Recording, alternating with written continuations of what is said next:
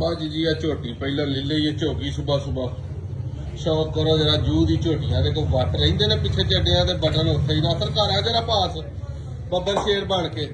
पास ध्यान ना करी पक्के ते बड़ी सोहनी है कर्मा वाली सिरों भी भाई धुनी कौलियां का पता नहीं ओरा मूँह वहा यार एदा फड़ा के इस तरह मार हा मूँह च हथ जरा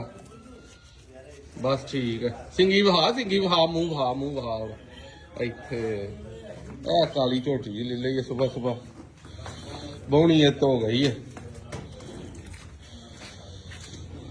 बस पहले नहाउण डई है